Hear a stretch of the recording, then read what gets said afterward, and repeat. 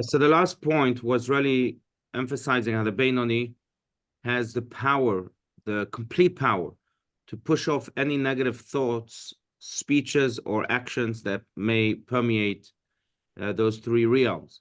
We spoke a lot about that second realm, the realm of speech, that it is considered to be an action.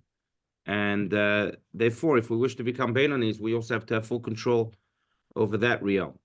Certainly the realm of action, and certainly also the realm of thought. What does it mean, the realm of thought? That as soon as a negative thought comes in, we don't allow it to develop itself. We push it out, either by thinking about something else altogether, which is one method. You think about one thing, and so make your mind think about something else, or sometimes by dismissing it with even more light, just as darkness is dismissed. So if you have a very a negative thought permeating strongly, then what you can do is engage in a mitzvah, do something that is a deed of light, and then in of itself will expel that negative thought. But again, the whole point is that the Beinoni has full control over those three realms: deed, speech, and thought. Let's continue. And this is, by the way, God has given us that power, every single one of us, that power to be in full control. This is not like the tzaddik, that not everyone can achieve that level. But to be a Beinoni, everyone can.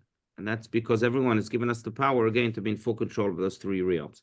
Okay, let's continue. Middle of page 295, a fundamental quality. Does anyone want to read? Could somebody else read today? Because I have a sore throat. Oh, yes. Okay, I'll go. Thank you. Hey, Jordan's got you. There you go. Very good. Feel better, Margot.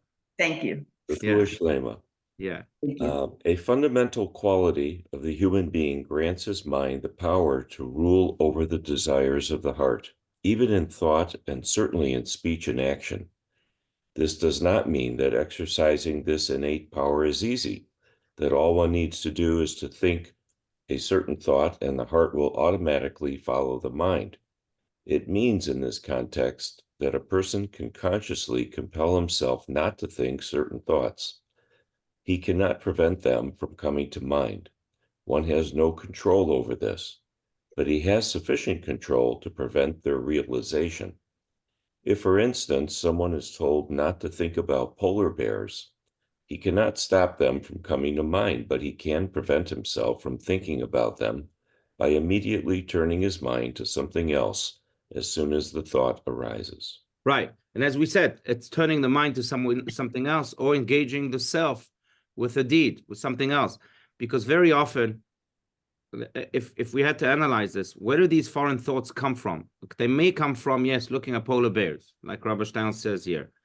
But they may also come from just pure boredom. And when you're bored and when you're not occupied with something, then your mind starts to float. And all these different types of thoughts come to entertain the mind. But very often, if we can just occupy ourselves with something good, then those thoughts won't even exist to begin with. And if they do, we'll have sufficient power to control them and push them away completely. So it could be, again, just thinking about something else, or it could be just getting ourselves out of that boredom and occupying ourselves with something positive. But I'll say that, to go deeper, and I think we've spoken about this idea, but that's really what the word for royalty in Hebrew stands for, malchut or melech. Melech, if you think about this, as the Kabbalists point out, is really an acronym. Melech means king, malchut means kingship, but it's an acronym for three words. Mem stands for moach, lamed stands for lev, and kaf stands for kaved. If you want to be a king or queen, if you want to be royal, then you have to have that order, moach, lev, kaved. What do they mean? Moach means mind, lev means heart, and kaved means liver. That order. Your mind controls the heart, that controls the liver or the rest of the body. Then you become royal. Then you become a king or queen in your own right over your own being, and certainly over the world altogether. But you have to follow the order of Mem, Lamed, Chaf, Moach, Lev, Kaved. Because if not, if you switch those letters around, and I think we've spoken about this many, many months ago, but if not, then if you are first liver and then heart and then mind, then it spells out the word klum, which means nothing. And that's really a person who's not at all in control, who's the opposite of the Beinoni. And that leads you to klum, to nothing. So yeah, we have again this idea that one of the most, if not the most important thing about living life, about the self altogether, is to have moach lev kaved, to have the mind in full control. Because the heart is a boisterous place, and it can lead the mind with all these terrible thoughts to all sorts of terrible places. But a Beinoni is one who is in full control, and therefore can push away those thoughts either through thinking another thought or through action. I heard someone wanting to say something, or maybe I'm wrong, but please feel free to speak your minds. No, okay. Let's continue a little bit, but I encourage disagreements, comments, and so on. Otherwise, let's continue.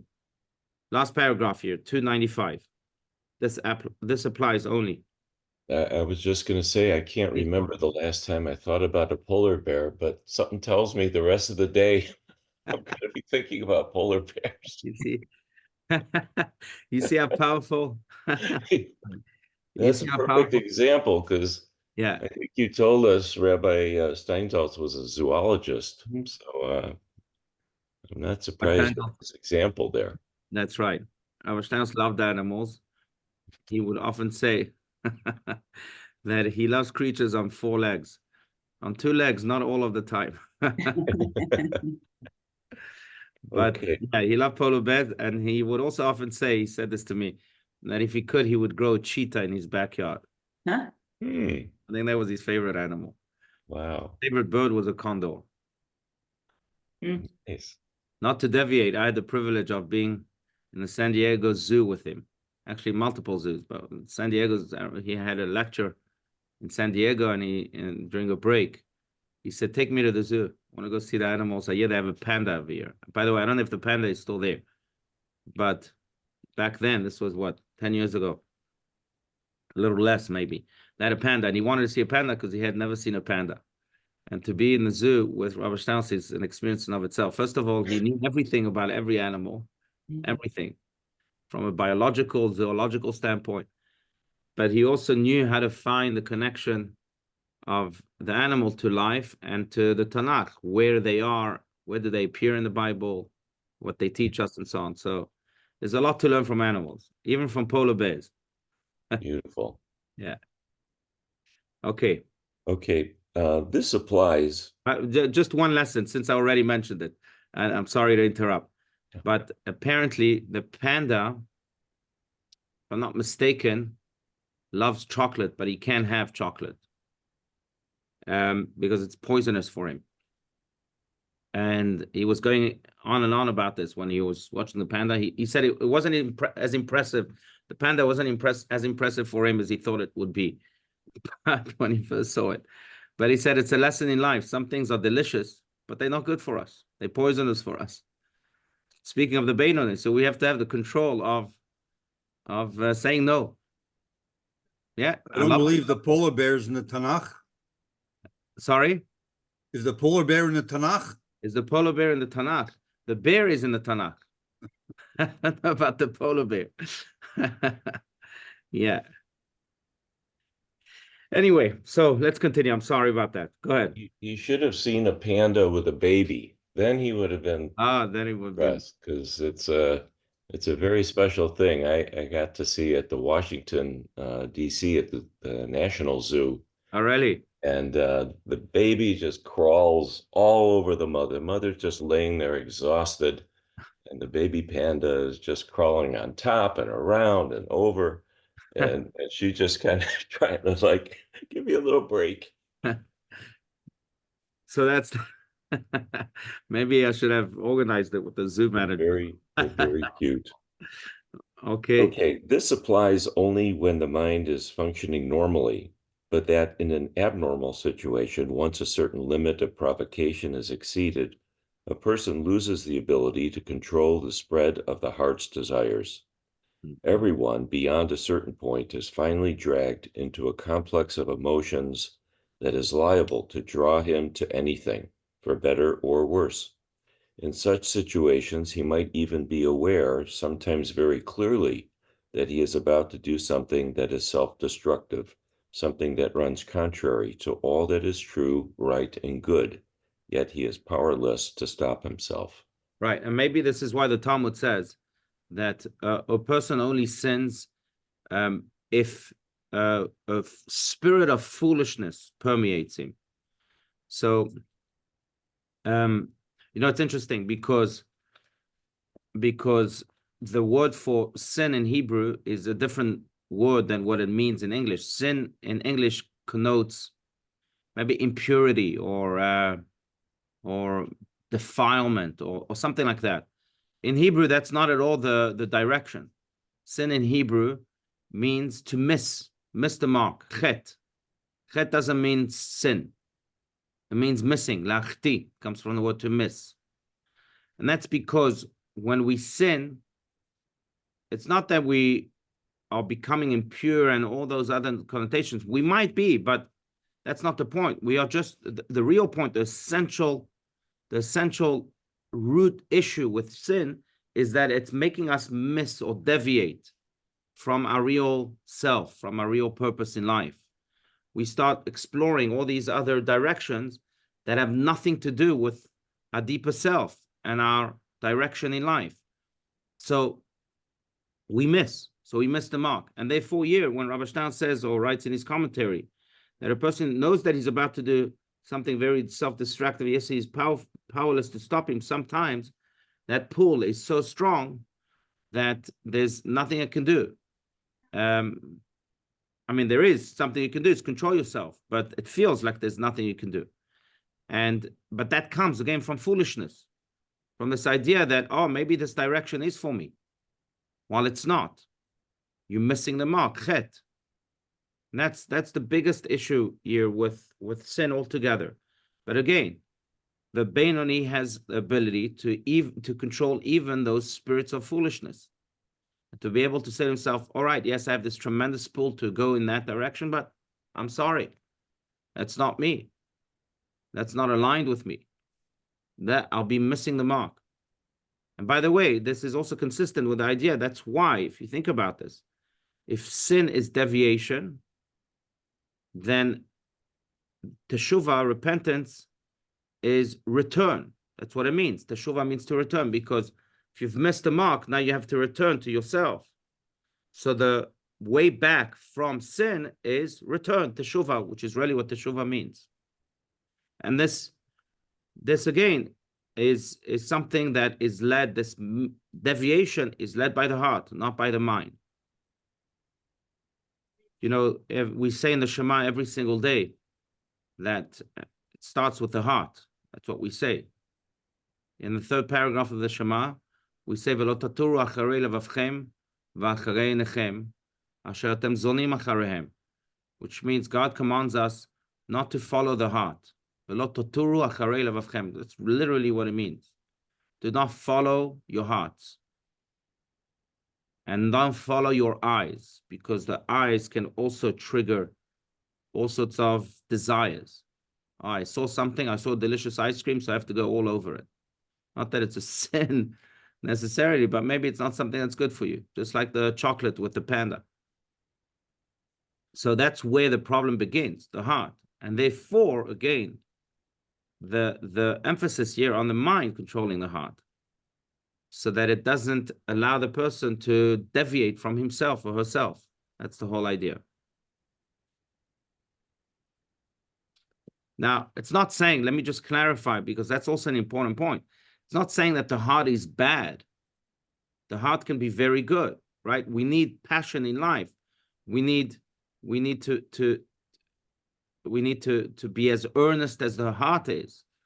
But on the other hand, we can't allow it to be in the driver's seat. The mind has to be in the driver's seat. The mind controls the heart and channels it. It's not that now one has to become a robot and eliminate the heart and get rid of all emotions. That would be terrible. There's no point in that. God wants the heart, but he wants a heart that's channeled by the mind. It's an important clarification here.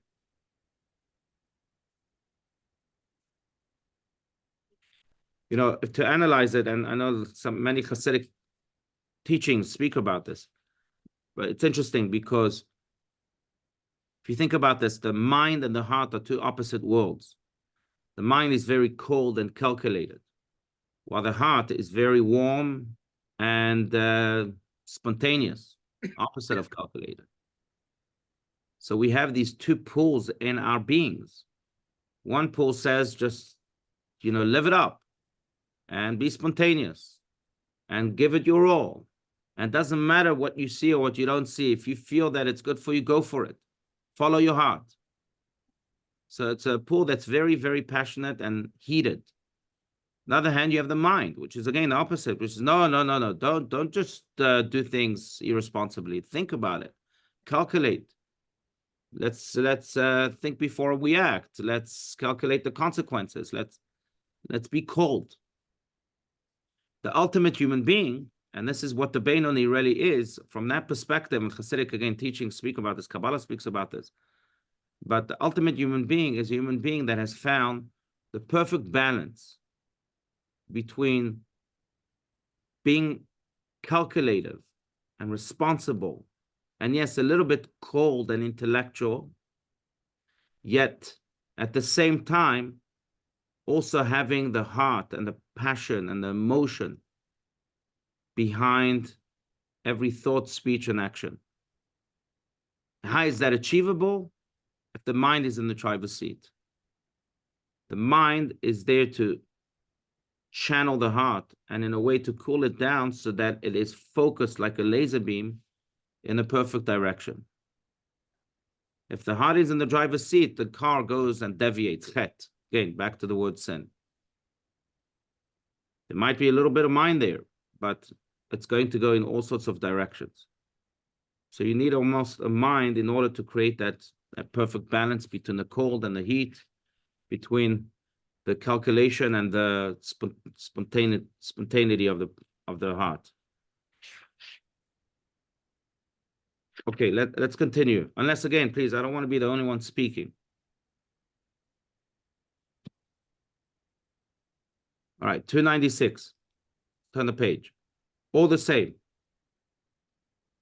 All the same, the control the mind exerts on the heart is complete and decisive, for the situations in which control is lost do not occur on their own.